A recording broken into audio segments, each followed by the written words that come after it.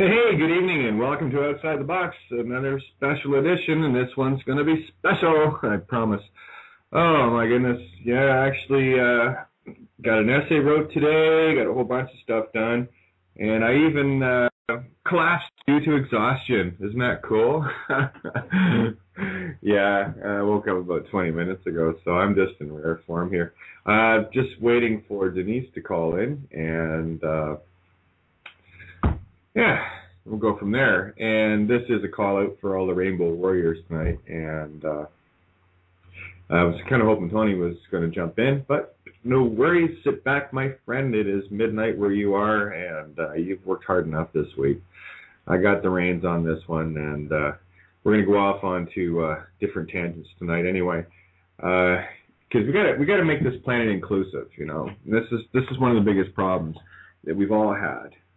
We've all been so busy thinking how different we all are, and look how special I am, look how special you're not, kind of bullshit mentality.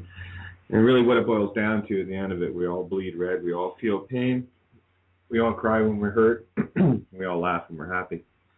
And you find me another human being that doesn't do that, and I'll find you something that isn't quite a human being, I promise. Anyway, and that's really the basics that we have to get back to here. So there's a group of people on the planet specifically geared to do this kind of work in a very different way. And it's not that it's special. It's not. This is, and I really need to get this across to people because too often I've heard, these different special interest groups, and they all crying, the blues for. There's Tony. I'll bring him in.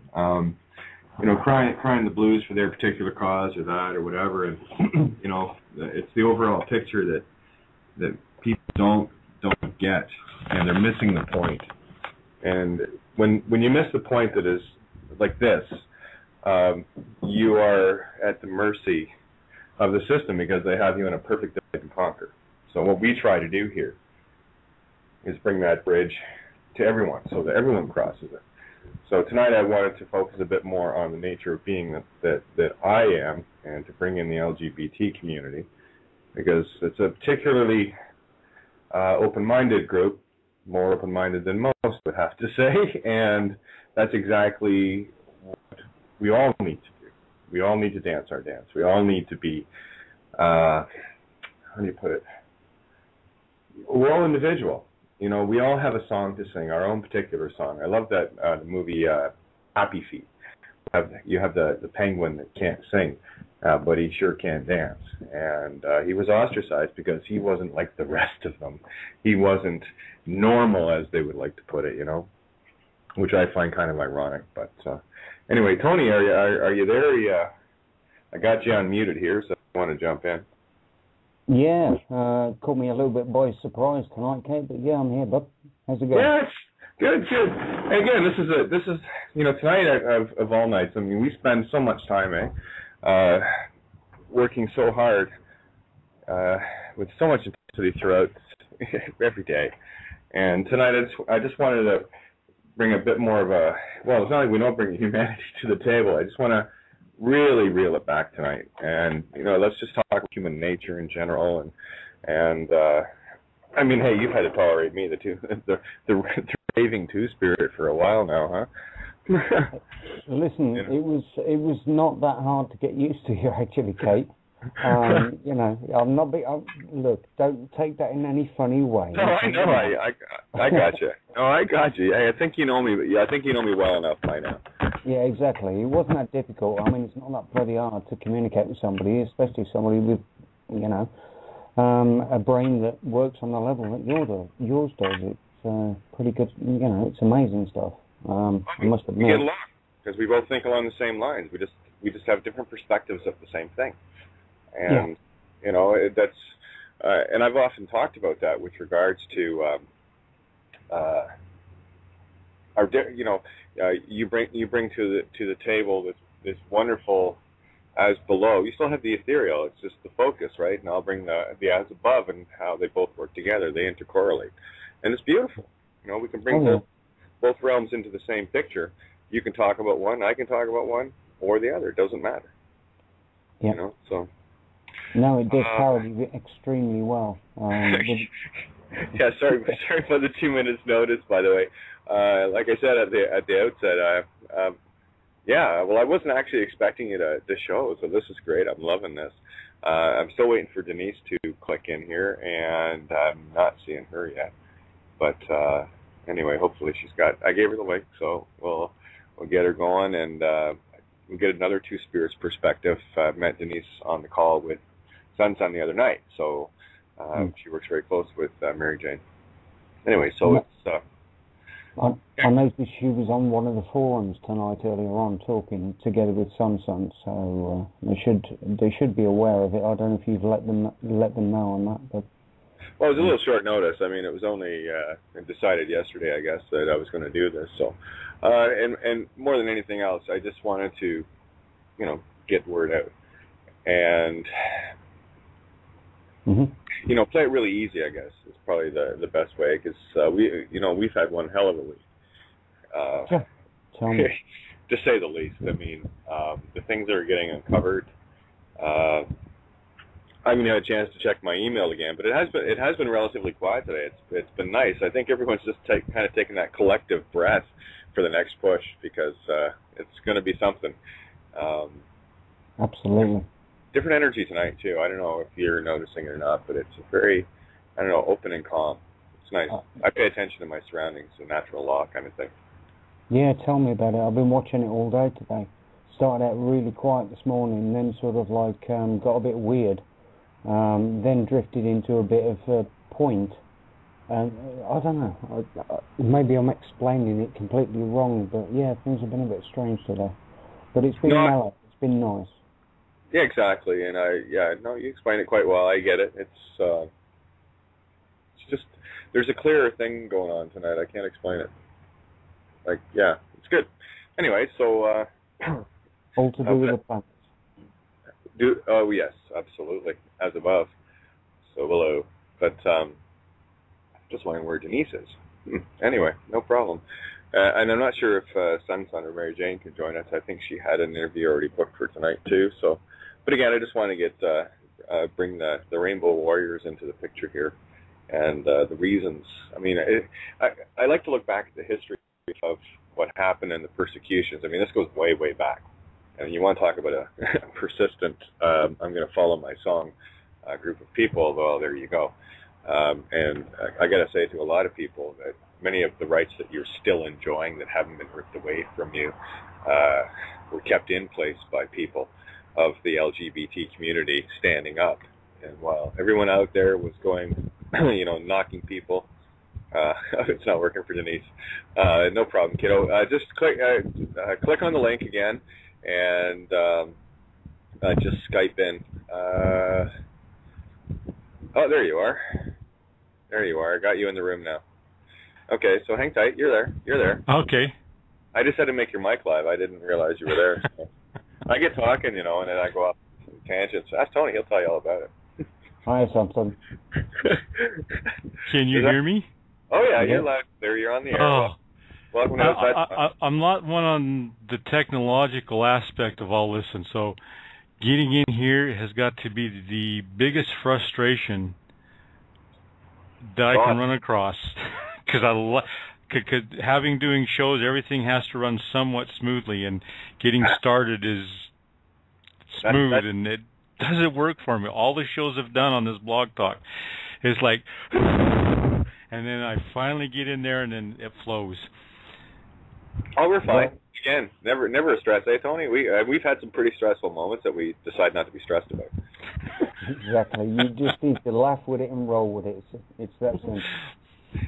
Yeah, the world isn't going to end if we don't get 3 minutes of outside the box or blueprints of cosmic consciousness out there to people. Don't worry, it was meant to be that way, so we don't stress about it anymore. It's all good.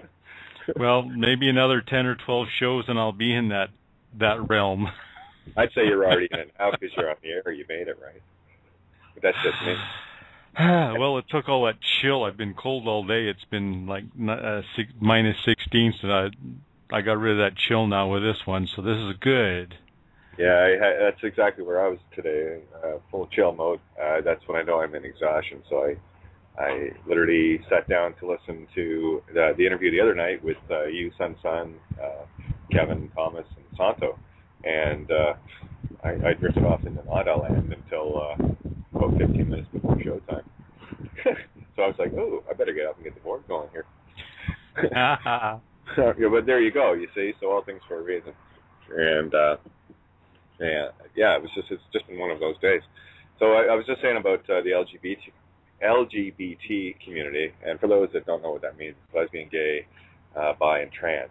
Okay, we just whatever labels. I hate labels, but anyway, just to kind of give you what I like to refer to as the Rainbow Warriors, the ones that stand up peacefully and raise their voice and dance their dance and don't get in their way.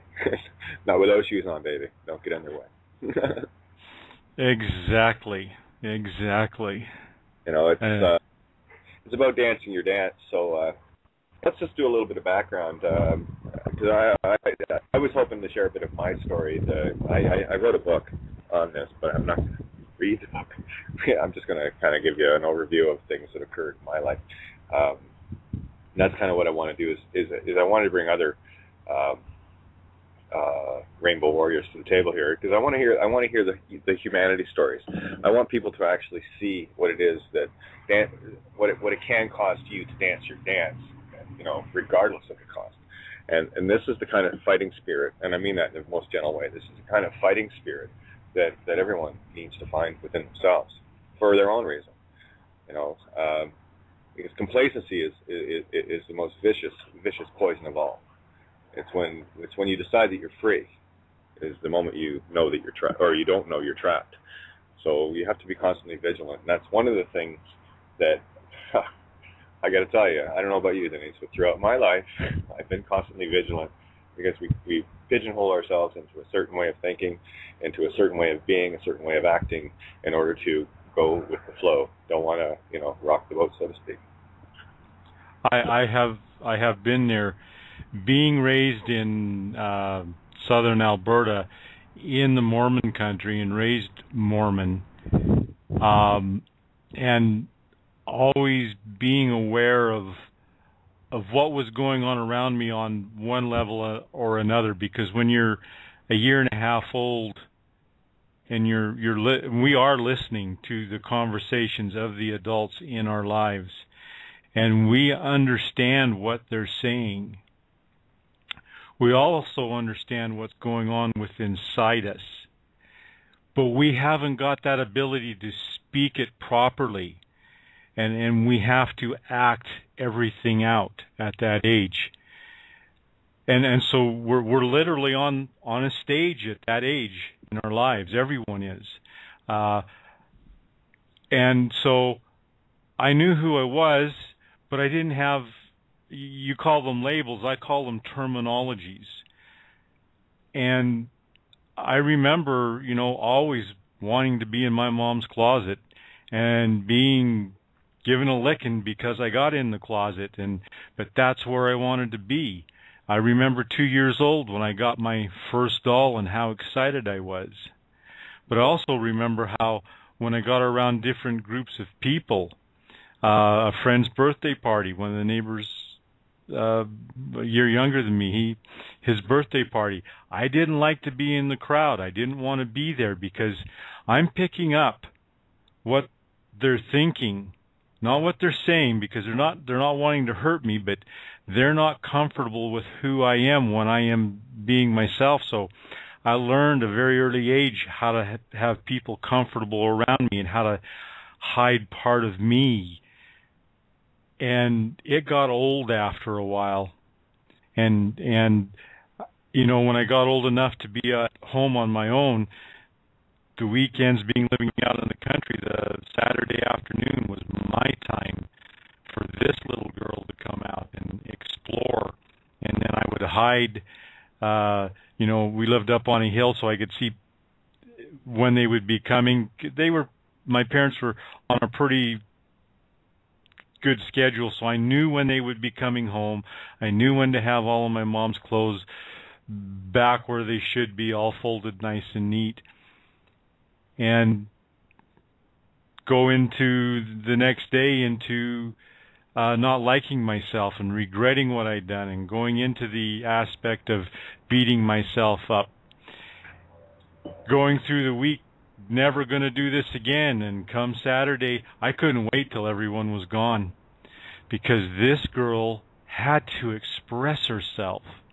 And the going into the light and going back into the dark, and going into the light and going back into the dark, and then getting married at the ripe age of 18 and raising children from when I was 19 and raising 5 of them and living that life. And whenever I had a free moment, it was into my wife's clothes because I picked somebody that was basically the same size as I was, and my whole life like that got to the point where I had to finally step out on my own, and it couldn't be part of what I used to be a part of. I finally wrote a letter to all my kids, wrote one letter, photocopied it, gave it to one of my kids.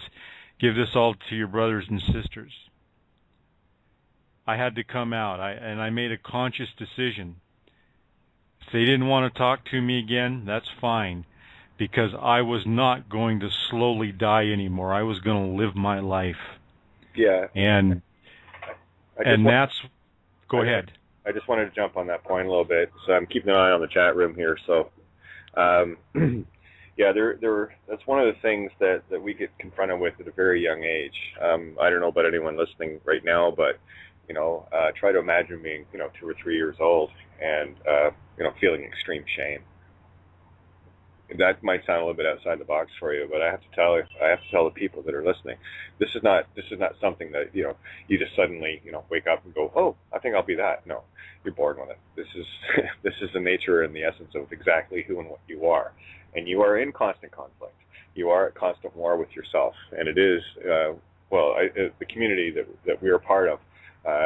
The most common comment that comes up with me is purge. We purge. We constantly purge. You fight to maintain that which society and quote normal unquote expects of you, and you spend a lifetime and you literally bow to it constantly until you can't bow anymore.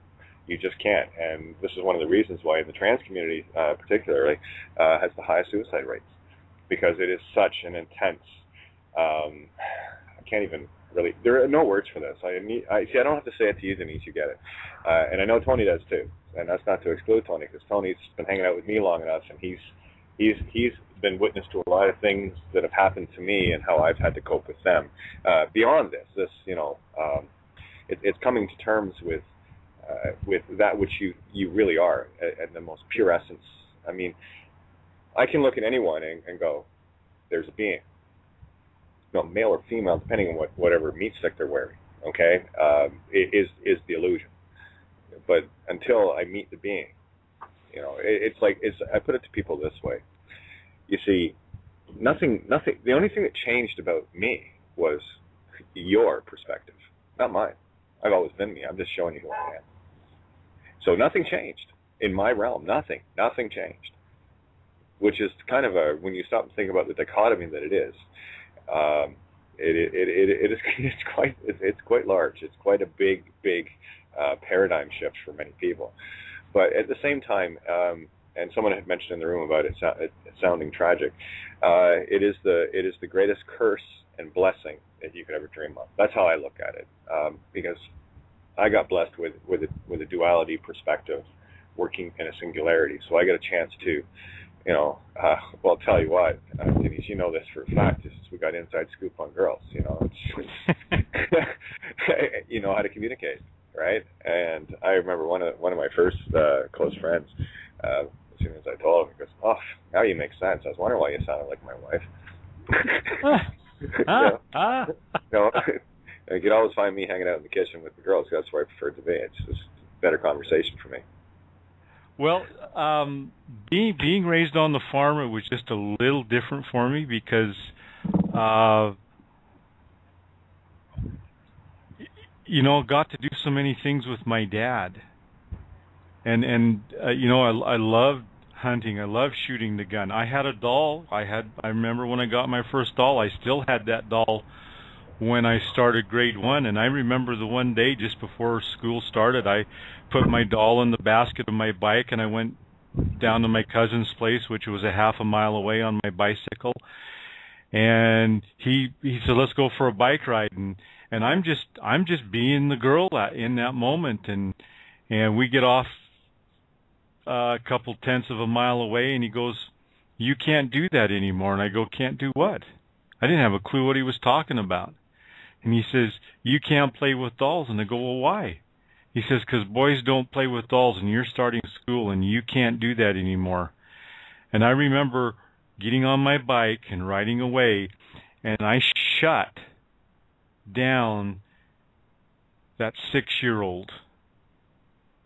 That 6-year-old, I believe I've picked that 6-year-old up in that part, but I shut that 6-year-old down, and that's where that 6-year-old stayed, was in that spot out on by that field way long, almost 50 years ago, 51 years ago now.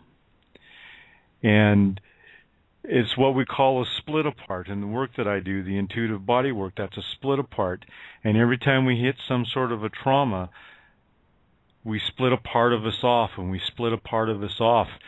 And now we have to go through the work of retrieving some of our parts to make us whole. And as I tell the clients that I work on and people that I'm around, it is so important for us to be whole, because when we're whole, we are now holy, and that's not better than.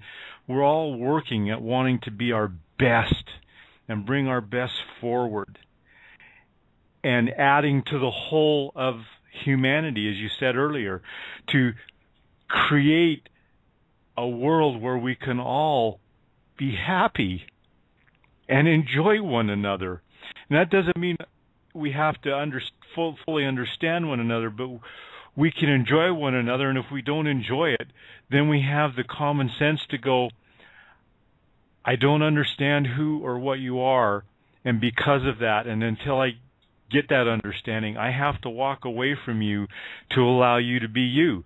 I learned that in the Tongue and Groove when I saw some jazz artists come in, and I heard people oohing and awing, and this jazz band was the weirdest thing I ever seen. And I said to myself, I don't get it, but I will not chastise them, because there are other people that are loving it. And I had to leave because I wasn't getting it. And that's okay too. That's beautiful to be able to say that. I don't get this, and I'm not having fun with it, so I'm going to leave so that those that are enjoying it can really enjoy it. Yeah. Hey, Denise and Tony, we had a caller. I'm just going to bring them on to into the call here. This is a call-in show. By the way, anyone listening that wants to call in, you can call in at area code 714-868-0749, and you can also Skype in as well. If you're listening to the show, the Skype button, you may have to refresh your page to see it, but by all means, we'd love to hear from you. This is about community, eh? And so we got to bring everyone together. So area code 417-334, you are on the air. Questions or comments? Hello. I guess someone's just listening. I'll try screening that a little bit. I'll ask once more. Area code 417-334, caller. Any questions or comments? And I guess not. No problem. I'll just put them back on hold. Anyway, enjoy the show. Okay, so a couple other comments in the room here. I'm just trying to stay on top of stuff as we go. Let me get back to it here as soon as I can see it. Yeah, I would love for you to chime in, Karina. We'd love to hear from you. You're an absolute hoot in the Skype rooms, I will tell you that. Between you and Peter, man, you get me chuckling some days. Unbelievable. But let's get back to the point at hand here. And really it is. It's about us trying to be whole. And yeah, of course, holy, right? And of course, where does creation happen? In the void. That's why I love the word whole with the W, as below, right? The as below holiness to the as above holiness. So it's really, we all have our own paths to walk, our own quest to be on, our own quest ions. And I did want to address one thing that was brought up in the room. It is very pertinent to this. It may not sound like it's on subject, but the question was, with everything that we do, it is all about intent. You know, regardless of the action that follows the intent, it is the intention that is always senior. Intention is thought. Intention is what you plan on doing. If you have an intention to go to the store, well, you've had that thought. That's already manifest. It's now up to you whether or not you get up off your butt from the couch to go to the store. It doesn't matter how you get to the store. You can walk, you can take a bus, you can take a train, you can take a car, you can do whatever it takes depending on where the store is. Regardless, the intent was still to go to the store. So intent is always senior to all things. And that's why anytime if you're ever listening to any quote charges or whatever being read in a court, for example, this is what they focus on. It's about the intent. And that's one of the reasons why, and I hate bringing this into it, but it's one of the best analogies of it. It's why they have something like a murder charge can have 4 or 5 different layers to it. You know, involuntary manslaughter, vehicular manslaughter. And it doesn't matter. It was shooting or whatever. It doesn't matter. It was what was the intent, and that's where it goes down to. And when the intent isn't there by the individual, they have nothing. So that's really what they're looking for. They're looking for the intent. In as corrupt a way as they do it, that's what they're looking for. But anyway, I just wanted to bring that point out. That's very profound. And if all of us were to look into ourselves and really want to see what our intent was, and if we weren't sure, if we could then step into a divine universal living court and have a truth serum and people asking questions to help us ascertain what our real intent is under a truth serum in a divine universal living court, could you imagine the shift that would take place? Because it isn't about pointing fingers. It's about looking at the will. Now we go into the psychosomatic therapy. You all put your thumbs up. You know, you put the thumb up. The thumb is the will. And so we want to know what our will is. We don't want to put out the index finger, which is the judgment finger. We do want to put up the middle finger, and we want to hold it close to us because that means I stand for myself. We have the next finger, the ring finger, which is the ambition finger. What's the length of that ambition finger? And then the last one is the communication finger. And as I look at my hand, I notice for the longest time, just as I was going to say something, I would fall off, and my finger has that shape to it. My little finger has that shape to it, where I would never communicate who or what I really wanted to be because I was scared of people. I wanted to be liked. We all want to be liked. I can't explain how neat it is now that I live 24/7. I wear skirts 99% of the time. I go anywhere I want to. I had to go across the border here a couple of weeks ago. What a profound experience that was, to be dressed up the way I want to be, cross that border with my passport in my old male name because I haven't got things shifted around, and I wasn't hassled because I was standing in my truth. Yeah, you won't get hassled. That's what people need to know. They need to know that once you stand as who and what you are, you become the how do you put it? Well, you've taken control back. You've taken, this is who I am, and nobody's going to tell me who I am. Taken ownership back. I think. Yes. And I learned this when I first started coming out and traveling up to the big city here at Calgary and being around the Illusions Club. I would come up here to get dressed and one day I just wanted to wear the earrings up there. So I put my earrings in and actually I had some nice clip-ons at the time. And I'm wondering, who am I going to meet on this 4-lane highway on my way up? I hadn't been 20 minutes out of Lethbridge, and lo and behold, I see a vehicle coming down the road, and it's that gal that was in the office next to me where I did massage therapy work, and I pull the earrings off and I'm looking at the vehicle, she's gonna notice me. Oh, she's gonna notice me. And I look all the way and she goes by and she never even looked at me. And I'm going, oh. And so I put the earrings back on and I just got enough courage up just to leave them on. And I'm noticing as people are going by me, they are so busy in their own world that they don't have time to even pay attention to me. And that was freeing. That was so freeing to grasp that. That's exactly why I like to wear short skirts, because I got legs to die for. No, to live for. We don't die for anything anymore. We live for everything. Die in Latin means day, as in daylight. So, okay, if you want to put it that way, I'm not into Latin, but I listen to the frequency of the voice when they say die for, and I go, why do you want to die? Well, every day for me is a great day to die, to bring the light. That's, again, every word means its equal and opposite. You'll get used to me shortly, Denise. I like taking all the spelling and all the magic out of the nonsense that they wanted to control us with. Well, I actually like that, but I like to live, and that's where I'm at, because I was dead for a long time, and I like to live now. It's fun, eh? It's nice to be. It's just nice to be, you know. And that for most people is probably a big stretch for many, and something as simple as even the story you just shared, and that carries across so many different arenas. You know, and it's like I've got a couple of friends that are mirrors, and I hate using the term male to female and female to male, because it's not. What it is neutral, regardless of what the body might say as the intent, which it's not. It's an end result. It's a construction. The true intent is what is inside. And if you want to go to the Kabbalion, to the seventh law, that's the law of gender, in that everything has both.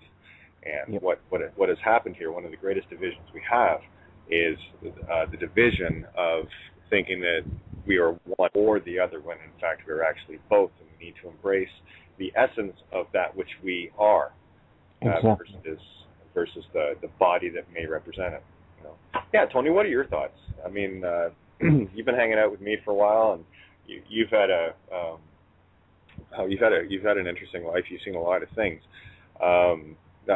Actually, I'd love to hear your perspective, and because you said at the outside, you know, it's like it wasn't that big a deal for you, which it wasn't. That's why. You know, again, intelligent people get this; they really do, and it's only the ignorant that are still caught in the paradigm of judgment and you know, I don't know. Ignorance is the only word I can think of. Yeah, go ahead, Tony. I don't know how to start. I don't know what to say. I'm just going to go with what I'm sort of like feeling on this and hearing on this. The basic situation, I'm brilliant with words like that. No, I start off and I start in one direction and I don't really know where I'm going to go with it. All I'm trying to say is, all the time I've known you, Kate, you've had an inner strength. Your inner strength is massive. It's an absolute terminator. And it comes through, never mind hell or high water. It's who you are inside. And I've always picked up on it. Now, how have I picked up on it? It's in your voice. It's encoded in every word you say. It's encoded in the delivery. It's encoded in the harmonics with your words. And I just picked up on it, and I always have, and I always will. Initially, it was subliminal, but I just knew it was cool. Yeah, I resonated with it, and I understood it. And I've never really analysed it in this depth until tonight, until I've heard Denise talk, because I've managed to do the same harmonic scan, the same scan I did subliminally on you, not knowing I was even scanning you. I was just reading between the lines and reading between your voice. And when I've heard Denise tonight, I've done the same thing, and then I've realised the comparison between the two. And I was like, oh my God. And then in the middle of that understanding of those two positions, of those two characters, both immense in their own right, but being able to read between the lines in the words, the spaces, the pronunciations, the harmonics, it's all in the words. And boy, you two have just shut me down tonight. I don't know what to say. Apart from mass respect to both of you guys. I can hear the pain in your voices. I can hear your histories. I can hear your emotions. And I'll tell you, it's cracking me up as well. Yeah. It's just, I think we're all connecting on a big level here. 100th Monkey, I think, was an underestimate of what we're actually talking about. It's all about us all getting coherent, and it's all coming to a middle understanding, a middle comprehension of exactly we're all one. And I don't know, it's just awesome. I'm pretty shocked right now as to what I'm experiencing. But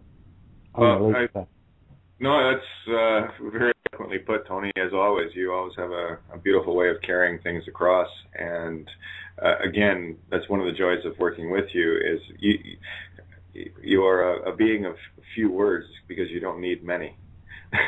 You carry it across just with that one. You can just sigh, and everything that you needed to say is conveyed. And I think one of the things that hopefully that Denise, myself, and you can bring to the table is that element of inner strength, because we all have to confront things in our own way, our own life situations. And I know you've been through the mill in many different ways.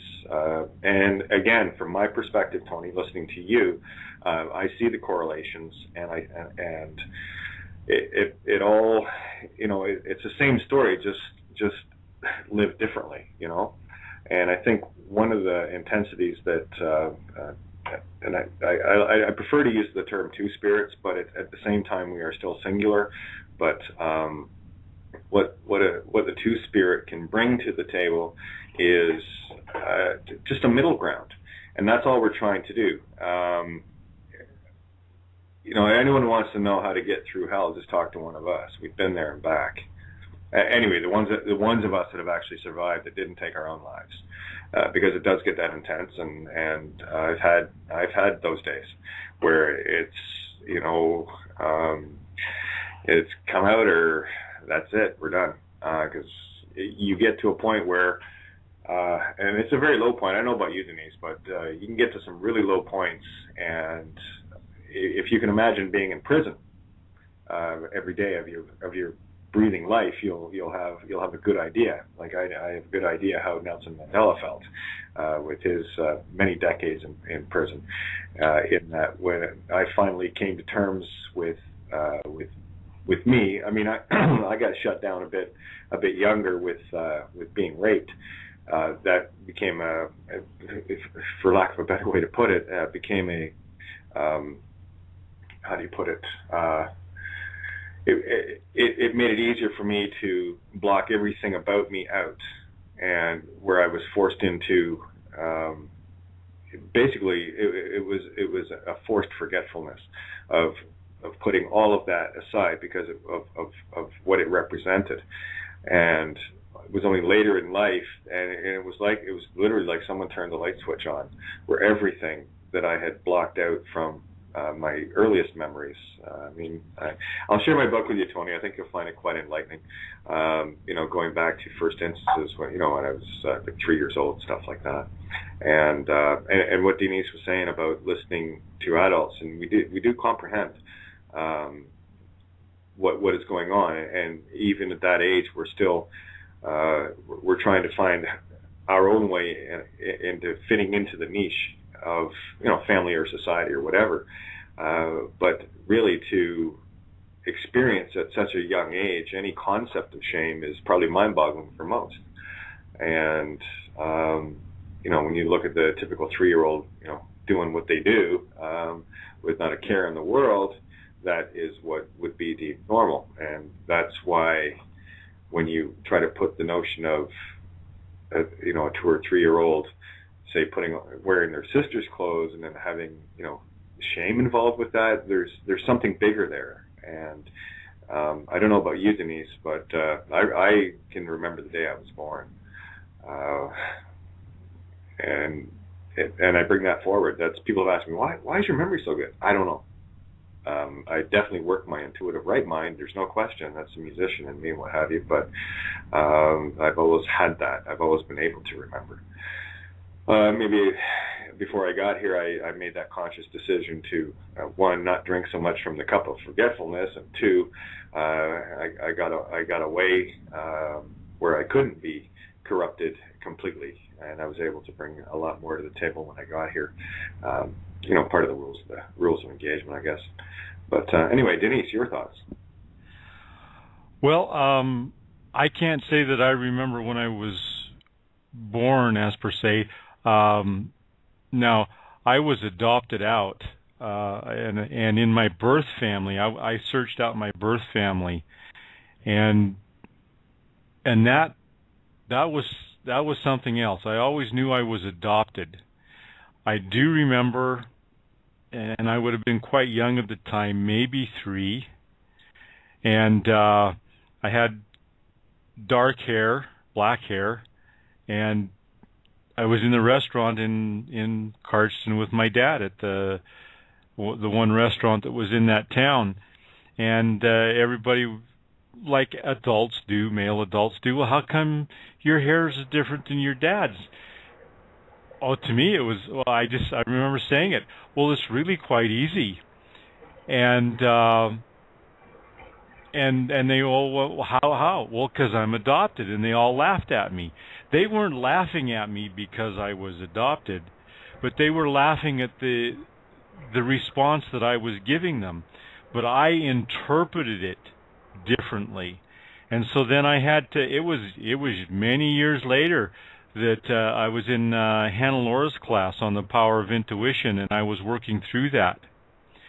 And I got the understanding at that moment that they weren't laughing at me because I was adopted. They were laughing at me because I was a brilliant young person with the ability to communicate with them. And so, again, we misinterpret some of the things that are said to us, some of the aspects that are said to us. And it's important for us to go back in and retrieve some of ourselves when we can, to bring ourselves together. There are so many people out there that have split away from themselves, and there's so much work to do into bringing people into that oneness with themselves. Because I've had to experience that to be where I am today. Had to bring some of me back, and there's still some more work to do with myself. And it's being in front of those people at the right time where it will happen, and where I'll be ready for it also. Because as another friend of mine taught me, that we have to do a little bit of a time, and when we reach that 75% mark, then we can finish off with that other 25%, because if we do it all at once, it will literally kill us. And so we have to do a little bit at a time and process it and work with it and honor it and be aware of it, and then move on to the next step when it's time. And it's a continual basis. I'm so fortunate to be where I am nowadays in this community that I am, as a sacred two-spirit, and it's so important for all people to realize that are walking in these same shoes that we are sacred two-spirits, and we are here to bring the balance back to humanity. That's one of our purposes. And every experience that we have coming to us allows us to go into a greater, deeper meaning with the individuals that may be in front of us. And it is a profound experience to take on. We have a lot of work to do, as two spirits. And we're doing it. We are doing it. I can't tell you, back in the late 90s and the early 2000s, how many times I would be driving home down Highway 4 in southern Alberta, trying to figure out a way to end my life where it wouldn't harm anybody, because I wasn't where I wanted to be. Even though I was doing a lot of what I loved, I wasn't where I wanted to be. And I was creating harm with the children that I was raising. I was creating harm with the woman that I had married. And we're not here to create harm. We are here to live in joy, and we're here to live forever. But we've been lied to. And we've been lied to. Our ancestors have been lied to. You get into some of the history of all the wars that are going on, and it's all based on frickin' lies. And when we start stepping out of those lies and we start stepping in our own truth, and we put one foot in front of the other and one foot in front of the other, and sometimes those footsteps are so frickin' heavy, but we do it anyways because we have this instinctual, intuitive belief in ourselves, and we're moving forward, and then all of a sudden one day we meet someone like I've met you the other day, and it was like, wow, I'm not the only one. Because I remember before I got on the internet, the only term I knew was cross-dresser. Yeah, there's a lot of different terms. and that's all I knew at that time. And I got on the internet and I went, wow, I'm not a freak. I'm not a freak. There's other people out there like me. Wow. There's hundreds of thousands, if not millions of us now. And speaking of which, I have another two spirits going to join us, Karina. You can unmute your mic anytime, hon, and welcome to Outside the Box. This is the first chance I've had to get Karina on the air, so we're going to kick her sorry butt. So let's hear it, Karina. What you got? Well, not much. Can you guys hear me? Oh, yeah. Okay, good. Well, no, good to say hello and glad to be part of everything that you guys do, and it is an experience. Of course, I am a two-spirit as well. Of course, born into this world with awareness of, what I was, not really sure of what I was. And yeah, it's been a long discovery process. Basically, I really didn't realize that I was different until it's like 5 years old. My mom was taking me off to gymnastics, and I'd asked her when I was going to be able to dress up like the other girls because, I'm tired of wearing these shorts and stuff. And she was like, well, you can wear those clothes, but you're not a girl. I was like, what? Wait, what? It's like, oh, what is this? So I put on the brakes, and then, yeah, I was like, I don't know why it was so confusing for me. There was a girl down the street that was really androgynous, tomboy. I would hang out with her a lot. So maybe, gender was just totally blurred for me, from the start. And so, but yeah, from right there, and then soon after, my dad teased me about some shoes or something. So yeah, I kind of was like, from that part on, it's like you learn to become an actor, and you learn to put on your face when you go out into the world, because there's things inside of you that you're not so sure about because the signals that you're getting, they're wrong. It seems like, if you really expressed yourself, it would be wrong. But yeah, agreed, totally. And that's part of the road we walk. And I think that the easiest way to convey it to everyone out there is imagine every day is Christmas, and you're waking up Christmas morning hoping for that new puppy, and you find a chunk of coal. And that's every day. That's not once a year. That's every day. It's as I've described it to people. The only time I get to be free in me is when I'm sleeping in my dreams, because that's when I am completely and all me, and I wake up to the nightmare. I don't go to sleep. So it is a mirror world for me, and I'm sure you guys can feel the same. And there are many like Tony and Santo and so many others that fully grasp that duality mirror, and they can see it in the mirror too. So that's when I look at people like Tony and Santo and so many others and say, two spirits.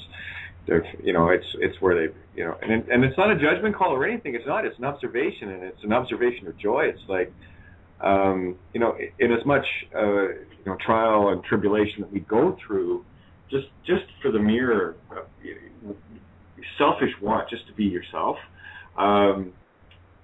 it's there's no. I see. That's the thing. I run out of words many times when I speak of this, but when I see others really coming into tune with both aspects of themselves, where you've got that beautiful masculine strength and that incredible feminine softness that just merges together into this perfect being, it is wondrous to behold, because you can see the strength of the electric and the beautiful compassion of the magnetic coming together, and it empowers both. And it's just, it is, for me, it's beautiful to witness, and I see it many times. I see it more now than I've ever seen it in my life. And yeah, Tony had said it earlier, things are changing, and we are getting into that balance where, regardless of the meat sticks we wear, people are starting to see the beings now, the most beautiful light beings of pure electromagnetic energy that we are, as part of creation. And for me, it's beautiful. This is one of the reasons why I wanted to do this show, and I do want to do something ongoing to bring this perspective more mainstream, where people, everyone. That's what I my little post there when I announced I was going to do this tonight. That there is nothing exclusive about this. This is not about if this two spirits only, this only that. No. This is for everyone, because if truth be known, we're all two spirits to a greater or lesser degree. Not one better or the other. We're just at different perspectives of the same duality. And all I'm trying to do is get people to see the most beautiful other side of themselves. They're missing half their own show. It's beautiful when you see the whole picture. Can you imagine walking through life watching half a movie? That would be kind of stupid, wouldn't it? Yeah. We're just watching the whole show, and it's a show that finally we can start telling people, here, did you see that scene? Yeah, that was pretty cool. They're starting to get it. It's when you hear... There is nothing more impassioned than to hear a man talk of love, and from the purest, most basest areas of their soul, where it literally, because the message is so strong and it resonates so deep, that it brings them to tears of joy. That's magic. Yeah.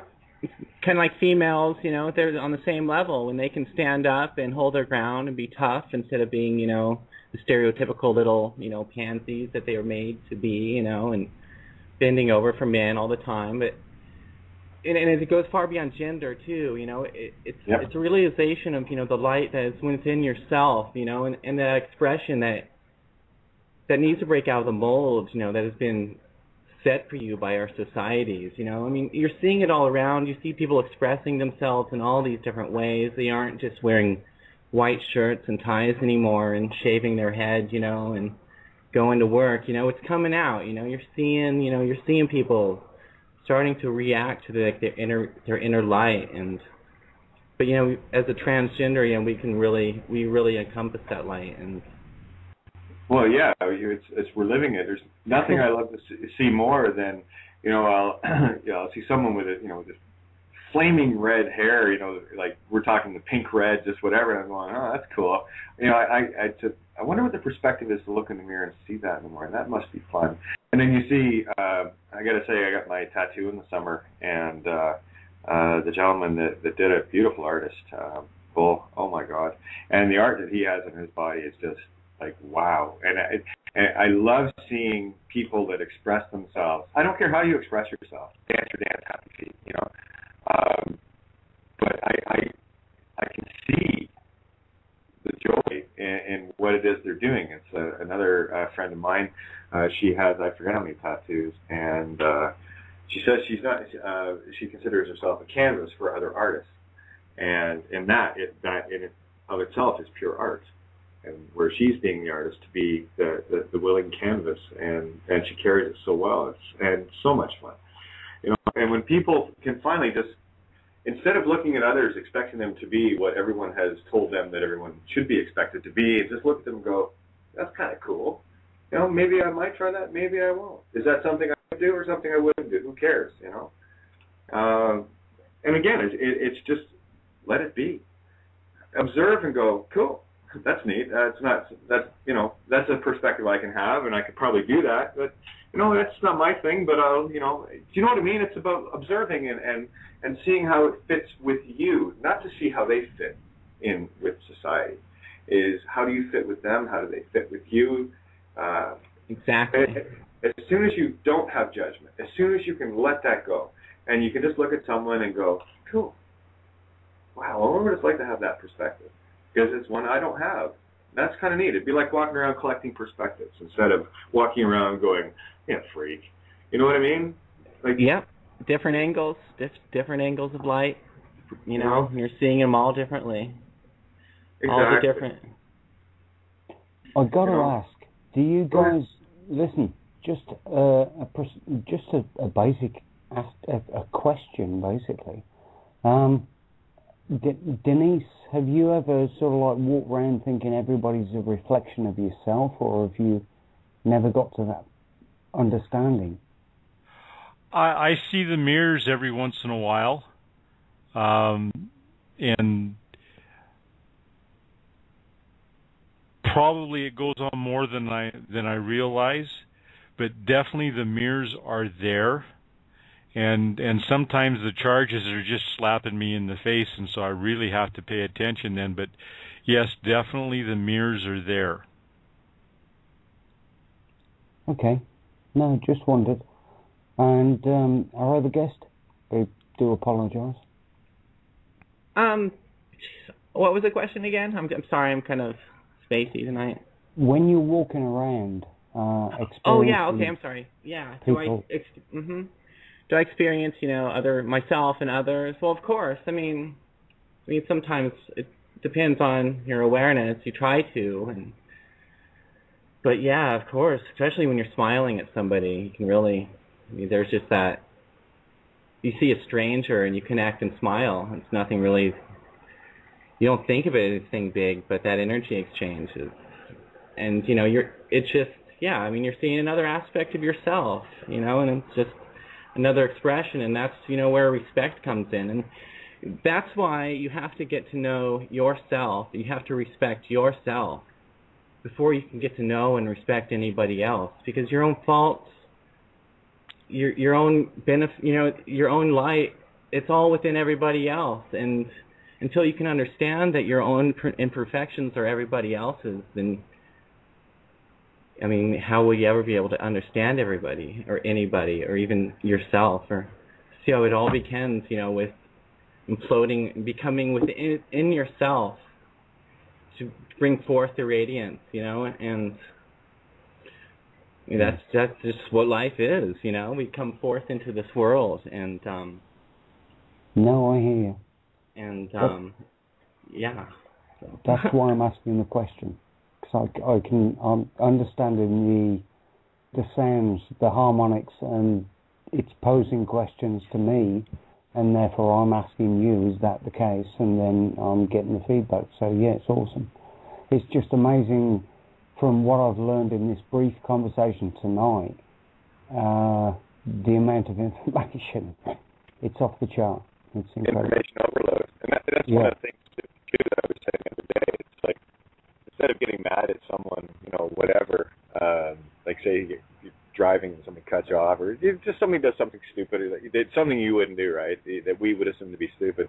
I just look at it and go, some of the things I do, I'm going to have to fix that in the consciousness, and I take the responsibility for it myself, because when I can do that, it takes all the judgment out of it, because we can only judge ourselves. So when we start to wear these things, the only only when we can accept them and take them upon ourselves can we even remotely think to fix them. And that again, when we speak of the consciousness being of one, which it is, what part of the one aren't you a part of, right? And everyone else that is or mirror those things that we see in others that we may not like are the very things in ourselves that we need to reflect on and fix, because they might be things that we're doing perchance, just maybe. Sarcasm is just by chance, yeah. Oh yeah, you know, I like using the aloof terms of, no, I didn't do it. You know, that kind of, you know, oh, who broke the window? Oh, it wasn't me. Yes, it was. You know what I mean? So get over it. Yeah. Well, like in our house with the kids, I don't know ate everything. Let me tell you. Who ate it? I don't know. I don't know ate more food in our house than you can imagine. Yeah, who ate the last 10 cookies? I don't know. Oh, there's an empty bag of milk sitting on the floor in the back of the bedroom. I said, oh, yeah, okay, you can follow the cookie trail, no problem. But again, we take ourselves so seriously, you know, and that I think is one of the bigger problems, in that we've been, you know, conditioned into such a stuffy state where, you know, you have to do this and you have to do that and you have to do the other. I'm thinking, who the hell told anyone they had to do anything? You know, if it was a good idea, then people would just jump in. But it's like this whole uniform thing, Tony. We've talked about this before. The whole uniform. It's where all of a sudden everyone puts on that uniform and they're all the same. That's one of the joys about of expressing that most beautiful essence that I am female, in that I don't have to just wear a T-shirt anymore. I wear whatever the hell I want, and it's great. Mm-hmm. I can, you know.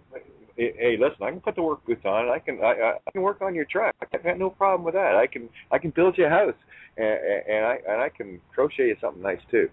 Okay, so here's the joy of a two-spirit. In duality, you get to experience it all. I mean, why would you want to seriously? Why would you just want to?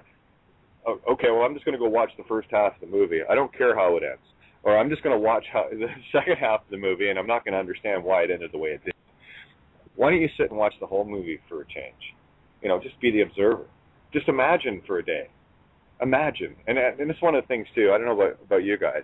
I mean, we all know that New Year's for the LGBT community is Halloween, right? That is to celebrate those celebrations. Anyway, it's where you know, those that were, you know, still trying to come out had the opportunity once a year. It was like freaking Christmas. Okay, that's why we called it our New Year's, right? That was our New Year's batch. Anyway, where you can get completely dolled up and no one bats an eye at you. And then you talk to, and I have a lot of male friends that have done it over the years, and of course they'll talk to me a bit more openly now, in terms of, I'll just say, didn't it feel great? And they go, yeah. Yeah, it did. Of course you did, because you were expressing the freedom. Never mind what it was. But what you were finally doing was you were starting to experience the other side of the movie. And some of the stats out there, guys, I mean, I did a lot of research trying to prove me wrong, okay?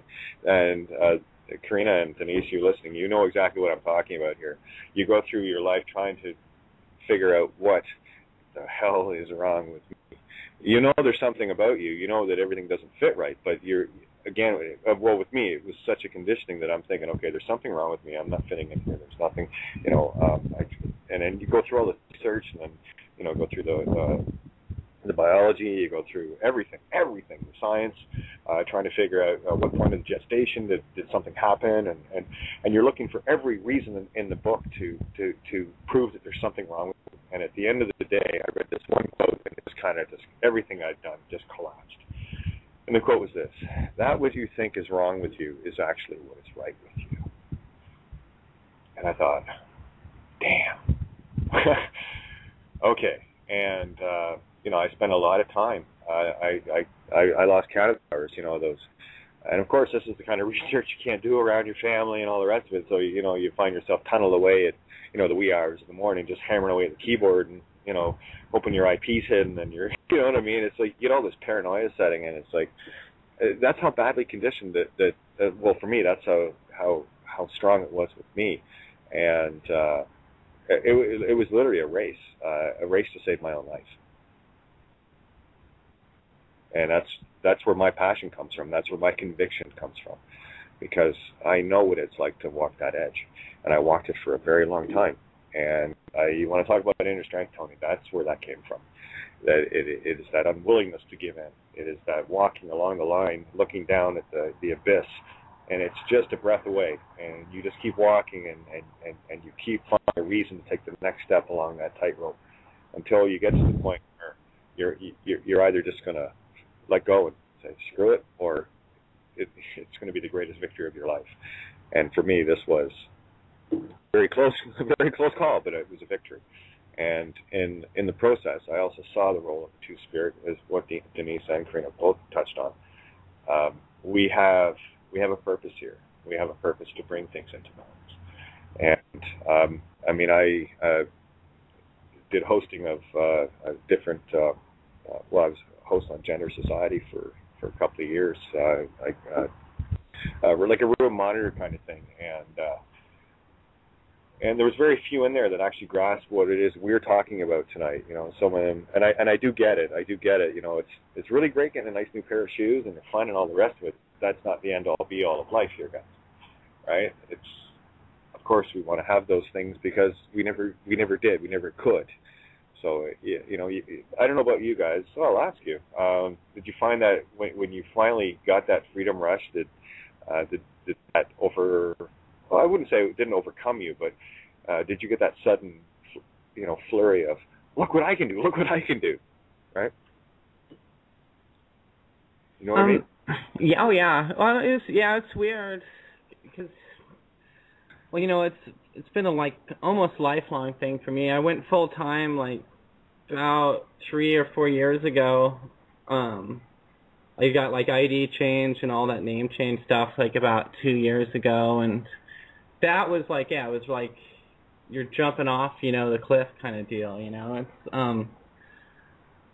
gosh, I forgot what tangent I was going off on here, but but yeah, it's just like facing the fear, you know, and learning, you know, that it's something that needs to be faced, and it's really a blessing, you know, when you face your fears, you learn. Oh, and then the clothing and how all that, you know, it's just. It was a lot of fun. The job I got was, you know, I couldn't really dress up. Despite the fact that, you know, and Halloween too. I'm really effeminate, so I never dressed up on Halloween because people would be like, "Holy crap," you know. Yeah, I know your pain. Except my voice was a little deeper, and you know, being a contractor helped too, right? But I tell you, I threw the really sheer nylons on with a short skirt, and my friends all did the head tilt, like, who the hell are you? Oh, sorry. You know, I get it. But yeah, I love being girly, and I love, you know, both sides. I love getting both cute, being cute, and all that. But you know, I go out hiking all the time. You know, I ride my bike with my dogs, and you know, I'm in the garden getting dirty, and you know, it's like I didn't sacrifice any of my old self. But yeah, I know what you're saying. From hanging out in those forums, you see a lot of the people. It's like their whole life is in the forum. They've never stepped out into the world. It's like because they're still in the fear, and so yeah, it really is such a blessing when you can confront that fear and step out into the world and start. And you realize, nobody even cares, and it's like. Yeah. Like Denise was saying, nobody even looks at you, you know, and when they do, they're actually, you know, they're probably attracted to you in a way, and you shouldn't be so self-conscious to it, because remember, after all, you're a woman, and, you know, I mean... Get used to being looked at. Yeah, exactly. I mean, yeah, like I said, there's nothing I love more than I wear short skirts, but there's nothing, okay, I can wear it. I'm good. It's all good. And and you nailed the word. The big word here is fear. And I have to tell you, there is nothing more terrifying than being afraid of yourself. Seriously. Truly. I mean, or the illusion of the fears. Exactly. That's exactly what it is. And then the discovery that the fear was really nothing at all, but you know. a veil that you just basically have to break through, and it's, you know, after it's broken through, it's non-existent, and it's like, wow, you know, what even was that? And then so you confront, you just can't, and so yeah, it becomes this uncovery process, and next thing you know, it's like life is just like this brilliant ball of light, because, you know, there's like really no more fear left. I mean, death is nothing, you know. I'm not afraid of dying. I mean, it's because, you know, I've done what needs to be done, I guess. And there's more stuff to be done, but I think, you know, that was like, for some reason, that was like one of the major things in my life, was to confront that fear, you know, that I was born with. And it's a beautiful thing when you do. Very beautiful. Yeah, it is actually, and I just got Skyped here that Lucas is tuned in, and I kind of move around a bit. I got my computers. I like to go out and come in, and go out and come in, just what have you. And Lucas is typing back. So yeah, Lucas, if you're up to it, I'd love to have you call in and join the crew here. It's very candid, and here's the joy of this. And this is for my own selfish reasons. I really just want people to know who I am, you know. And this, I don't get an opportunity very often. Just here's Kate, just every day, and this is the you're not the truth avenger, you know. This is just me, and that's a part of me that I think a lot of people miss. I'm a musician. That's what I am. That's who I am. That's my first love. It always will be. I've given my music links out enough, and anyone that wants any of it, just let me know. I'll point you in the way, and I've got lots more that I still have to load up, but again, it's time and bandwidth and what have you. But that's who and what I am. So what I'm trying to convey here is exactly the same thing that I would convey in all the songs that I wrote. Actually, I might even I'll play one of mine before the end of the show. So just give people an indication as to where my heart truly lies. And that's one of the gifts, one of the most beautiful gifts that I have been fortunate to have and to be able to share with people. And it's something that I do want to get back to. However, the obligation that I feel, given my particular role in the game here as a two-spirit, far outweighs my own personal needs. Right now I'm just singing a slightly different song, but I still have my guitar right beside me, so I'm okay. But anyway, what trying to work out, just press the call and Skype button. Yeah, log in via Facebook there, Lucas. And okay. Register option, better way. I'm not sure. I think you can actually just phone in direct, even if you're not logged on to Blog Talk. I'm not sure, but you do have Facebook. I just click on the Facebook button and it logs me in automatically. I just make the call when I'm not using the host line. So try that and see how that works, and I'll keep my eye open for you on the board here. Anyway, yeah, and just noticing what you're saying there in the chat room. Yeah, it's kind of funny because even, you know, walking around in quote boy mode, unquote, I got mistaken a lot of times. I guess just the air that we carry, and you know, it might be the long hair or whatever. It just, you know, you get your days where everything's perfect, and you get your days where you're going, oh my God, I'm not going anywhere. You know. You guys there, or am I just talking to myself? Yeah, I'm here. I'm also, you know, yeah, Still here. Truly, yeah. I mean, I remember, walking down the street with even like my guy friends and talking to some strangers, and, you know, telling them, you know, they ask my name, I give them a guy name, and they look at me like so strange, and it was like, yeah, around those, that's when, you know, I started, you know, it's like I really can't be doing this, you know, to people anymore, you know, and with relationships too, you know, it was really hard for me with relationships with girls. I mean, I was literally celibate for like 10 or 15 years just because I didn't want to bring anybody into what I was trying to figure out, because it just seemed to like mix everything up, you know. It's like to be a guy and to have a girlfriend and to like go down that paradigm of normalcy. Just, I'd done it once before and it didn't work out, and I knew that it wouldn't work out again. So until I confronted within, I couldn't go down that route as far as relationships go. But yeah, and then since I confronted it, relationships aren't a problem. It's just, so I'm not really that interested in those kind of things, other than more deeper type of relationships, like kind of like what we all have going here. Yeah, it goes far and beyond the meat stick. It is really more of a situation of a communion versus a relationship. Yeah, and some of I just had a myriad of different friends and relationships that went through my mind, and that exactly what I just said there about communion and having that bond between, where it didn't matter if it was,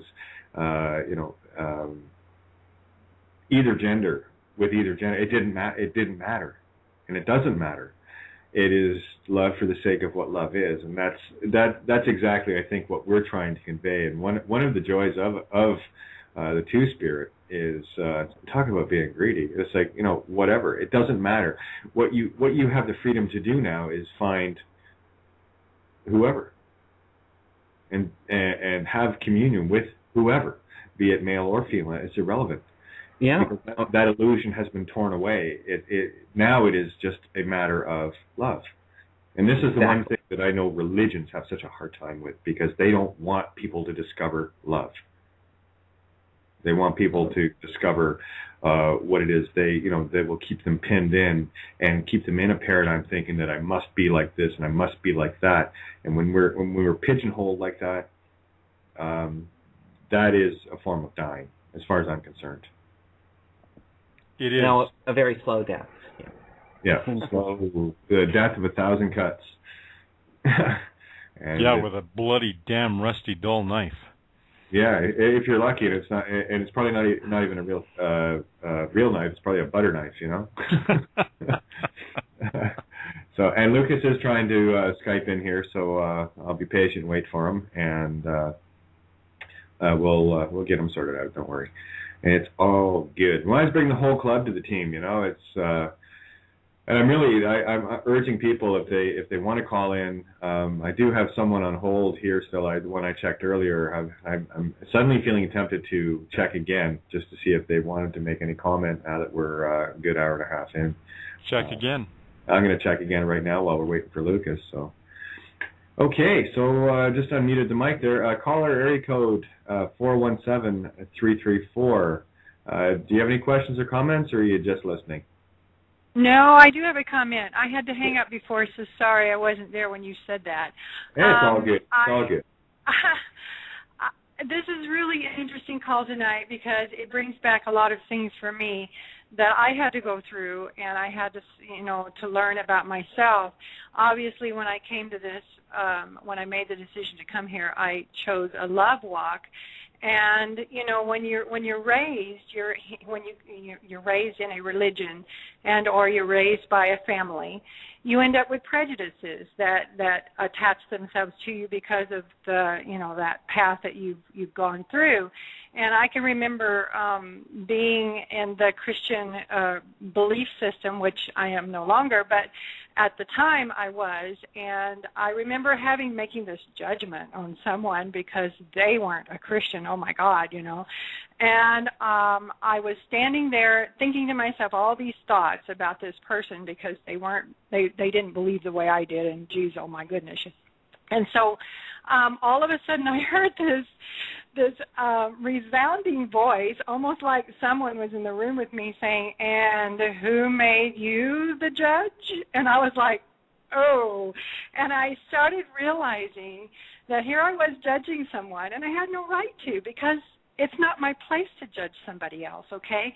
So I had to go through that and stop judging people because they didn't believe the same way I did or think the same way I did. Well, in the same belief system, I was also taught that anybody that was a homosexual, geez, they were going to go to hell in a handbasket, and that's all there was to it because, they preferred same-sex orientation, and I had this really serious prejudice about it. And then I met this man in Canada, and I married him. And I was with him for about a year, and he introduced to me a lifestyle that I'd never heard of before. He was raised in a family where they believed in goddesses and stuff, and they were into that, and it's a sexual spiritual lifestyle. He introduced me to it. I was kind of reluctant to get involved in it, but because of him, I did. And I started meeting all these interesting people because I was placed with different people to experience it. And it wasn't so much a sexual thing as it was I started talking to these people and found out, oh my gosh, they're just like me. They have the same feelings I do. They go through the same fears that I go through. They go through the same, likes and dislikes. They have their own opinions about things. And just because they're different, just because the world considers them different, I found out they were beautiful people. And so I ended up giving up all those prejudices I had about different people's sexual orientations and their belief systems about that.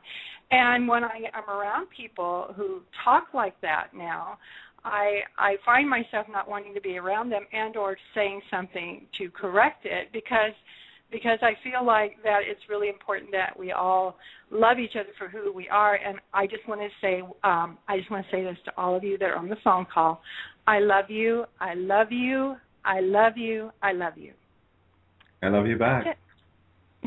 Thank you. So, I could have done the whole show just with that comment and said, thank you, good night. Totally. Isn't that what it's all about, that we need to love each other and stop looking at the superficial things that each one of us believe or don't believe or in your case, Kate, and is it Denise, that you have a mix of both male and female in you, and yet somehow does that make you different? Yeah, you're different in that one respect, but you're still in the human body and you're still experiencing things the way I am, and people are mean to you and do things to you that are absolutely wrong just because you're different. And I mean, they think you're different. I don't think you're different, but they think you're different. And I just wanted to point that out to the world that, we don't have a right to judge anyone for whatever they are, whoever they are. God made them that way, and we need to love everybody. Yeah, it's kind of funny. Go ahead, Tony. Go ahead. Nobody's different. This is the point. We're all one. We're all mirrors of each other. And it's merely being able to see that. That makes the change. Exactly. Yes.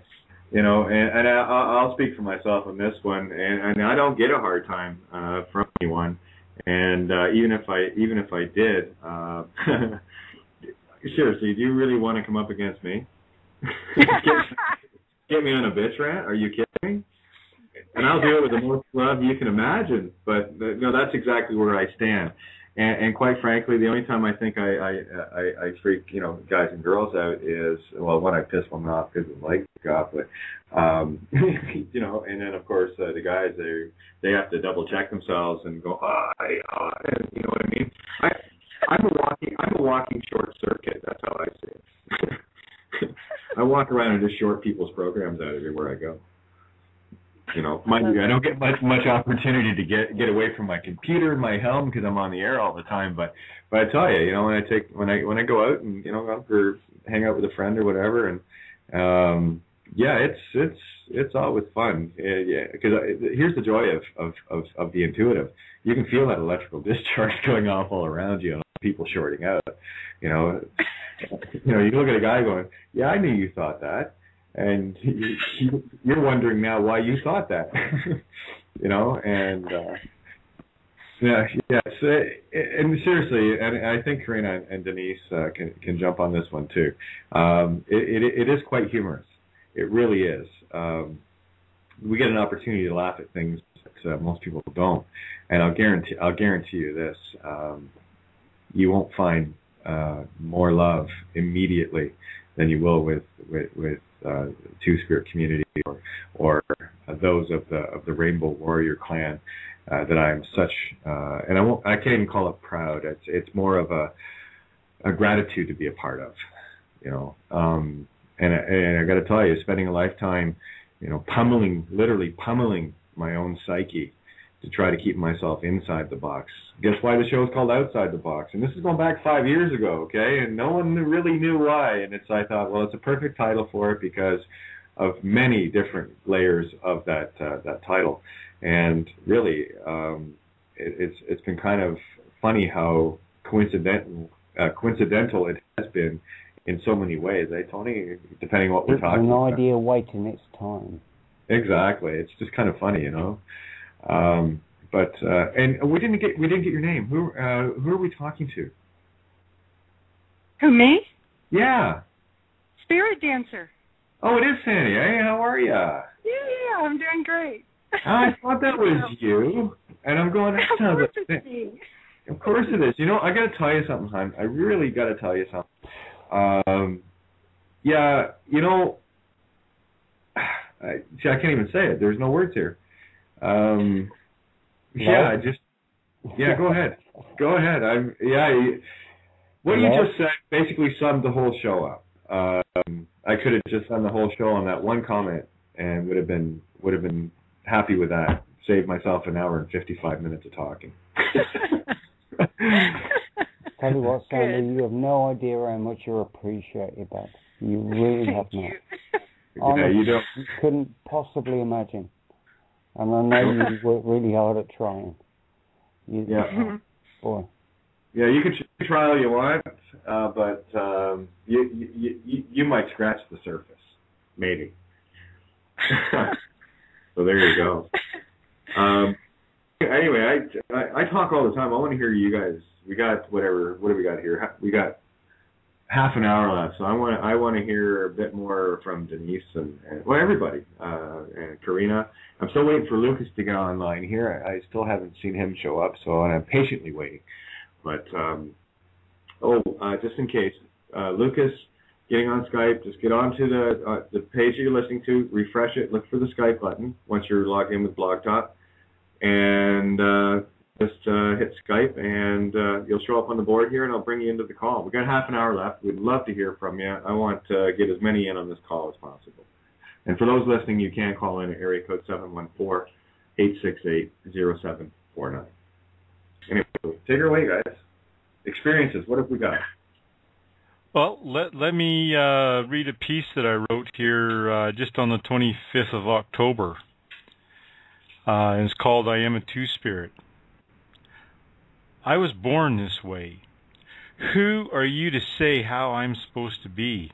I've been this way since I was able to remember, which is always. I've had to hide from my true self, be that which I was not, so that others would feel comfortable with themselves around me. Their inability to understand, along with my own lack of understanding due to a young age, made my life a hell. I was fortunate enough to have been raised on a farm. I was able to be busy with learning all the different aspects of life and living on the farm. There was never any lack in what to do. There was always something to learn, to gain experience with each job and chore, then to improve on everything we did, to experience making work a flow, easy, almost intuitively being at one with all that was around us in the moment. What is the purpose of a two-spirit? We two-spirits are to bring in the balance of the male and the female. I understood I was different from an early age, like a year and a half old. At this age, we rely on our guardians to teach us about our true self. This is where a manual would be nice, and having raised 5 children, I see where this could have made a difference in how I would have interacted and how I would interact with myself, understanding now that each child would have need for their own manual. Understand this was a time in my life when I was hiding from my true self, scared to speak and express my all of me. I had no one to talk to about me, my awkwardness in being a two-spirit. I was approximately 41 years old when I discovered the term two-spirit. Thank you, Wendy Susan Parker, for your article on the two-spirit people. That set me free. It started a journey that I had actually been living my whole life. Now, in the past 16 years, all the loose ends are starting to weave together, creating this beautiful tapestry of life. The walk in my life as a two-spirit has grown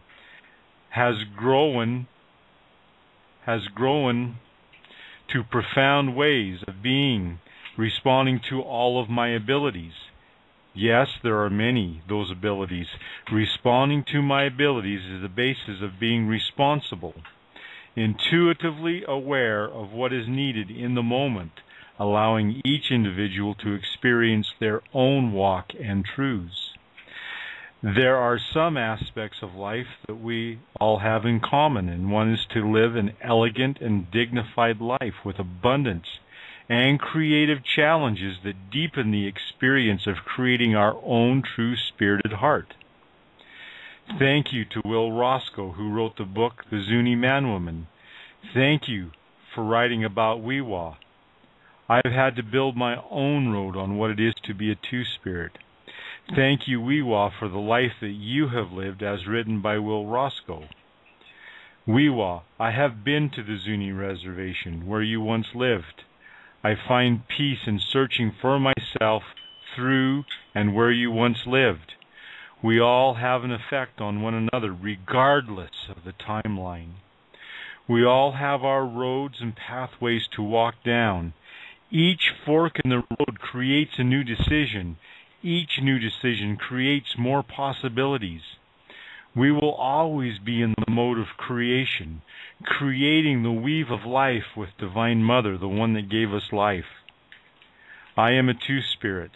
I walk and talk that life as best I can. It is my prayer that all genders walk their walk with as much dignity and elegance as possible. We all have a lot to offer to this world. First, we should offer to our own self first. Then we can share in the abundance that is life. And that abundance is the sacred tree of life. I am a two-spirit. In that essence, it is one of my life purposes to protect the very essence of life.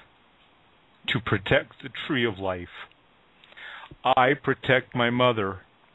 I protect all life. As a two-spirit, I am honored to be in the shadow of our mother, the one who stepped from the sacred tree of life. Beautiful. Thank you. Absolutely. Beautiful. Yes. I love the part about the creative too. No, totally.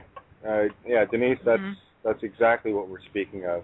And we do have Lucas joining us. Tony, you want to do the intros? Yeah, we've got Lucas from the UK joining us, and I'm looking forward to saying hello to Lucas. You're there, mate. Hi, can you hear me? Yeah, there he is. How are you? Hi, yeah, fine, yeah. I didn't realise the show was on tonight, so... Well, it was a little short notice, Lucas. Sorry about that, my friend. I just kind of decided yesterday I'm going to do this, so there you go. Yeah, no, that's cool. Yeah, that's cool. Yeah. I have no idea what you've been talking about, so... We're just talking about, as I like to refer to myself, the free key of nature. Freaks, right? Free key. We are the freedom key. We're the ones to let people loose, So go ahead, call me a freak of nature. I love it, because that's exactly what I am. I'm to free you, my little key. Anyway, so it's great to have you. This is awesome. Yeah, so... So where are you based, Lucas? Sorry? Where are you based? At the moment, I'm at a friend's house in Shoreham, down near Brighton, but I'm up at Guildford. Yeah. Yeah. Oh. Yeah, my cousin used to live in Lewis. All right. Yeah, not too far from Brighton, so I know the area you're in. I've been there. Yeah, cool.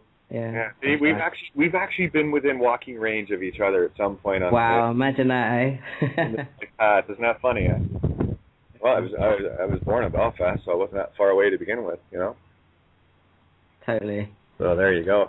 But if you guys are into it, here's the thing. I want to keep doing this show. I haven't come up with a title yet. I was thinking of outside the box, somewhere over the rainbow. Just something. that I do want to focus on this and dedicate a night. I'm not sure what night, but I'll have to talk to Deatra about that and see what's good for her. But I would love to be doing a show like this once a week to bring all of us together. And I need a little help if you guys would be into that. Yeah, sure. I would love to, and where I'm available, yes. Exactly. Because the thing is, yeah, I have no problems doing it. It's I just do a lot of radio all week, and I just want more people involved, you know.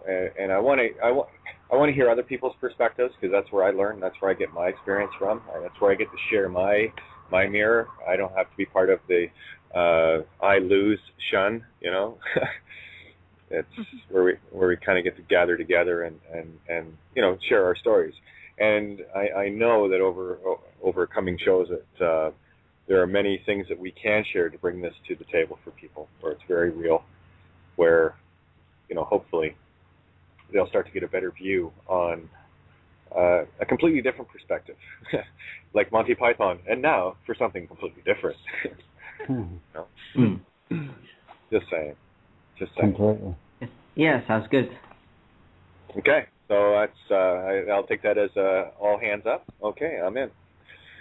Yeah, I can put another couple hours a week, no problem. I will do it. No, I've got the helm here. I can fire it up 2 hours every day. So except for the shows that I'm not doing, but I seem to end up showing up on a lot of them, don't I, Tony? Huh? Just Isn't that a few. funny? Yeah. We seem to be putting ourselves up for the same things, don't we? Yeah. Exactly. And just so everyone knows, because now it's indelibly etched into my psyche, I'll be joining Tony every Friday from 5 to 7 p.m. Eastern Standard, which is 8 to 10 p.m. Greenwich Mean Time, on Cosmic Blueprint show that he does with These Changing Times, TCT Radio, TheseChangingTimesRadio.name.com. So now it's in my psyche. See, Tony? See how that works? Yeah, brilliant. It only took you about 6 weeks. Well, I wasn't sure if you wanted me there all the time. I just felt like I was just showing up and being a guest, you know. Well, this is it, you know. Got to keep it formal, haven't we? Oh, yeah, it keeps me running. At least I know what I'm working around, so it's all good. It's all good. But, and I know that there's a lot of communities out there, so I will ask for all your help in making what will be our collective communal show for everyone within our own communities, to make it known to them that they have a voice, and they have a very loud voice. They have a louder voice than they can imagine. And I just want to be able to let them be heard. I want to know their stories. I want the world to know their stories, because the world needs to hear everyone's perspective. Can I share this with you? You speared this with what you're talking. Mm-hmm. As you're saying, you know, I'd like to see all of us get together. I don't know what the timeline was. A few years ago, maybe 7, 8 years ago, I'm assisting this course on the power of intuition with Hannah Laura, and we're to bring a rock in and do a divination with this rock. This rock that I brought in told me to take my flute wherever I go, and it's traveled with me wherever I go. And I am to play on the mountainsides, the hillsides, by the rivers, wherever I am to play my flute. And talk to people, and I'm going, now how on earth am I going to get around the world? I can barely make enough money to get by month to month. How am I going to do that? And as you're sitting here talking about this show, it just popped up in front of me. This is one of the ways that I can play on every mountain. Wherever you're living, whoever's listening to this, my voice that's speaking to you is speaking a frequency to you. And we can literally make shifts in this world that allow people to step in their power and stand their own ground. This is so beautiful what's taking place in this moment. Absolutely. I love it. So where's the flute? I want to hear it. Yeah, there you go. Someone already nailed it before I did. I knew it happened. There we go. Go ahead. Give us a tune. Give us a Well, Play you it. go to. Did you get the page? My page on the website, the Sun Key Temple Trust website. It has my flute music there. Cool. Yes, I did get it. I just haven't had a chance to grab it yet because we were kind of on the air when you sent it. So Not Prior a to. problem. Not a problem. You can just send that out to everybody, and they can turn on my flute music and listen to it wherever they're at. We would Okay. like to. We would love to. Would you like to give us a sample right now? I don't have my flute in front of me, and I don't know how to get this website up on. Okay. While I'm talking. Oh, someone's going to help me with this. Cool. It's already on the site there. Okay. Well, what do you want to do? I think somebody's wanting to hear some music. Oh. Correct? I do. Yes. Uh-huh. And so. Yeah, That'd me be too. beautiful. So, anyways, background on it's actually my CD that's on here. I went in before I recorded. Somebody handed me the book, The Mozart Effect, and I'd actually met the author down in Santa Fe, New Mexico, at the Healing Sound Conference, and I spent the whole week reading this book intensely. And I sat down and I played. I think the recording session was about 3 hours long. It just flowed. Then it came back and added some drum and some rattle to each piece. Got all of that done, and he gave me a rough copy, and I'm listening to the rough copy before he had it all mastered. And I'm going, oh, first piece, I call to myself. Second piece is grandfather, listen to the music we create. Third piece, I'm listening to it. It's not always easy. It is worth it. And then the fourth piece was human synthesis, because I can make my flute sound like a didgeridoo, so I called that the human synthesis. And then the next piece, there is light. I am music. And the next piece was I relax into creator's thoughts. And the next piece was, I'm listening to it, I now empower myself. And the last piece was, I now play with love in my heart. And all of those pieces, that's how it came together. It just was given to me. So I am honored to put my name to it, to Denise Two Spirit Sagewalker. But those pieces were given to me by Creator. And I share them with the world. So they're on our website, and if you can share that website with other people, you can go in and you can listen to that flute music.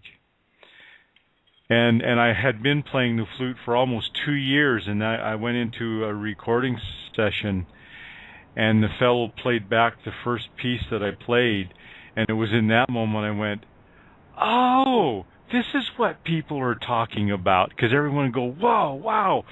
It's really different when you're behind the flute as opposed to when you're out in the front listening to it. And it was just an amazing experience to go, oh, wow, this is what they're talking about. I really like this. Exactly, and I will mention, not to rush you, Denise, we only have 12 minutes left, and I also wanted to let you know that first instrument I learned to play self-taught was penny whistle, so I speak flute fluently. So we can jam. Yeah, I just got a flute myself. There you go. Look at that. So one aspect, I was asked to come in and teach flute to some native people, young people, in their early 20s, and the person that ordered the flutes and just got some $25 flutes that were really, really rough. And so I brought some sandpaper in with me, and they had to actually work on the flute and do some sanding and work with the different holes in that. And as each person was working with the flute that they had, I tied the psychosomatic therapy, body-mind analysis course that I'd taken into with the flutes, And as they were working with the flute, I was telling, so this is what's going on with this flute. This flute is talking to you about this on this particular level in your life. And I went to each of these students and going into some real depth. And it was so interesting to see how, as they learned more about themselves, they started playing the flute and putting so much more into it, and so much more was coming out. And it was like, wow, this is amazing. And I love that experience and what they taught me in that moment about how we relate to so much of everything in our lives. Perfect. So do you make your own flutes? No, I don't have that ability yet. The patience isn't quite there. My first flute, I actually sold my last gun for that flute, and good trade. It really was a good trade, and because it was a Browning lever action 22, and it was used to shoot gophers and whatever else that was kind of a rodent around the farm. And I got tired of killing, even though, because I wasn't stepping in my own truth, I was literally killing myself. Right. And so now I'm able to create a different atmosphere with the flute, and I've seen some wonderful changes take place. And again, it's like stepping out into out of the closet. Is everyone going to like when I play the flute? And I'd been 15 hours in the Vancouver airport because the weather across Canada was late. They had bad weather down east, so again, the eastern was affecting what was going on out west, because my plane had to come from the east before it could take me back to Calgary. And so I pulled the flute out and I started playing, and I actually had people come up to me afterwards and go, I have had such a long day, and the way you played just made it all go away. Thank you so much. And it's so neat to have those experiences take place with what we're doing. And may all of you, with whatever it is you're doing, have those experiences take place with you, because that's part of being a two-spirit, bringing that balance in so that people can move on with their lives. Exactly, and just to really reinforce the idea that you said there, it's only when we can actually start to notice the experience can we begin to have the experience. And most people are going through life by design. That's how the system works. So distracted away from everything that they are and everything that they ever wished they wanted to be as a child. And their canvas, as I wrote an essay on this, Behold the White Canvas. We are all born with that canvas.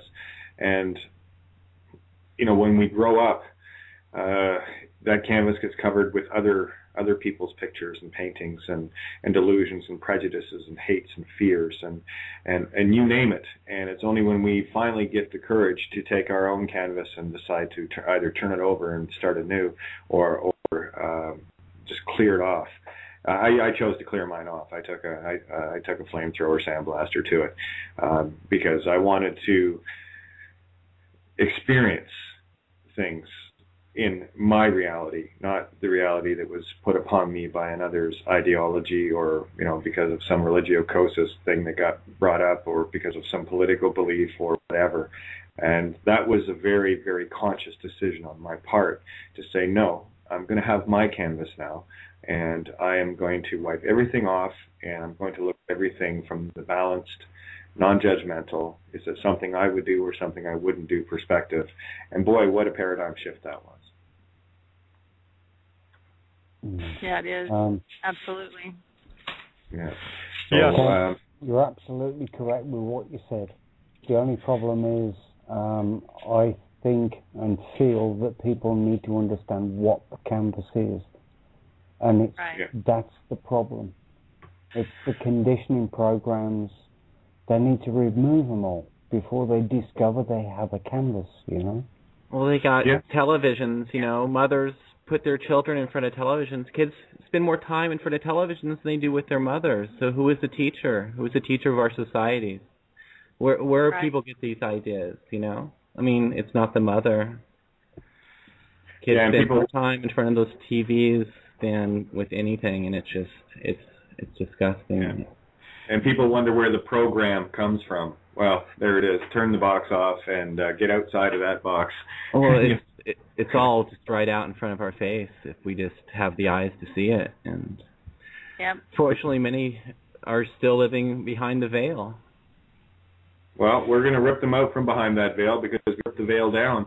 And it's going to be shows like this and all other versions, special edition of Outside the Box or whatever, and everything that other shows that Tony is doing and Santo and everyone.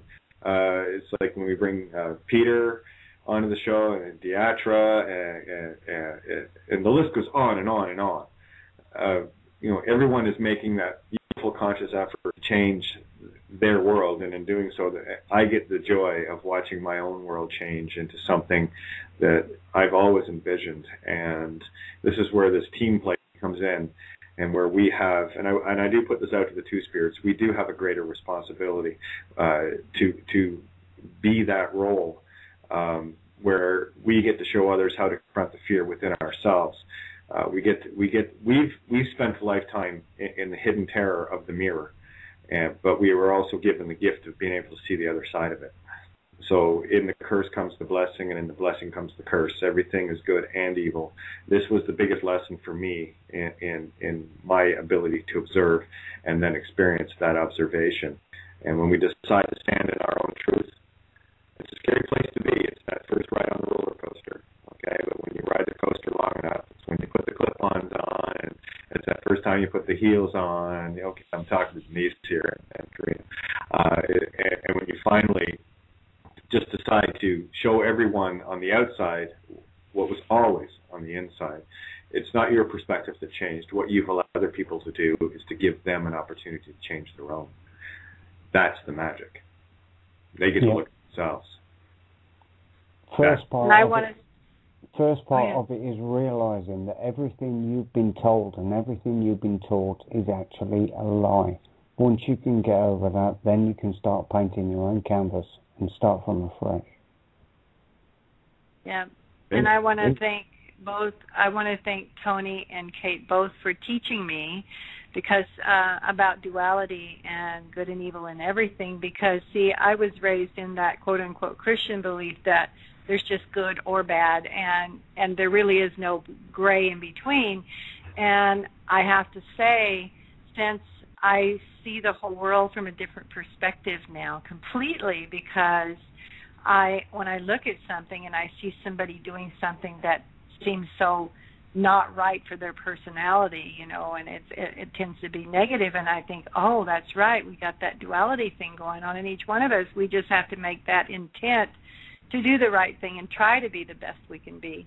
But it doesn't always happen, and I'm thinking that it's really helped me, because I get so frustrated with things that would happen, or somebody would say something to me, and I'd go, wow, why are they doing that? And I realize now, you know, it's that duality thing that's going on. And, oh, my gosh, it's such an eye-opener when you see the world from that perspective.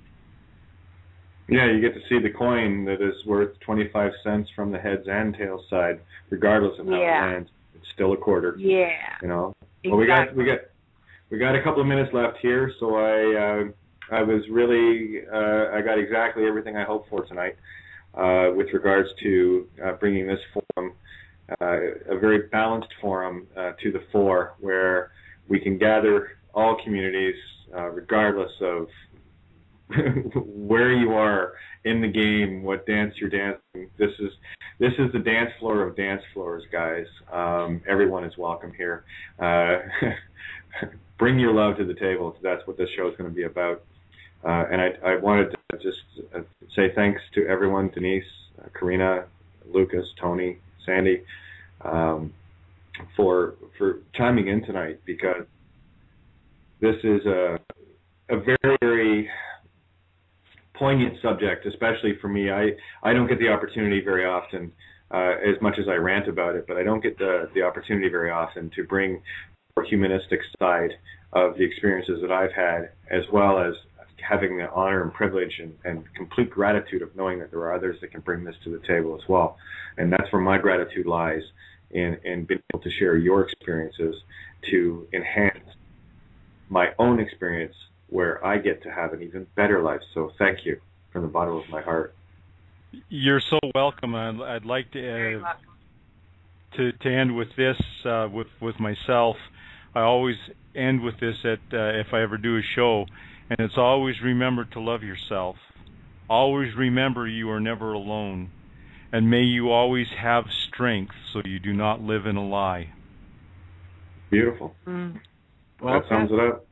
Mm-hmm. Well, we got 30 seconds. Any last farewells? And we'll probably do this again next Saturday night, or I'll talk to Deatra and see what we can do for a regular weekly on this. And I'd love to have you guys join me all the time. And hopefully we can bring many more to the table. Yes. My pleasure. Much love. Yeah, Much love to all. thanks for everything, eh? Love. Cool. Thank you. Thank guys. you for everything. Oh, my pleasure. You've been listening to Outside the Box, special edition, Saturday night. Much love to you all. Okay, we're off the air. We're just on the recording now. So, again, I just wanted to say a great big thank you. Thank you for being you. You make my life so much better. You are welcome. Likewise. It was my Yeah, pleasure. you too. All good. Yeah, I'll make this a weekly thing, and I'll think of something snappy or whatever. But we need to pull the communities together, and there is quite the tour de force within the LGBT community. And once they have a real voice beyond the real voices they already have, a very loud one here, we'll build it. They will come. Yes. That's right. Very good. Okay, Yes, guys. indeed. Yeah, I'm So there. thanks a lot, and I'm so happy you all joined me. Thank you so much. I love you all so much. Love you too. You're welcome. You too. Thank you. Okay, have a great Good night, night. guys. Yeah. Good night. Bye.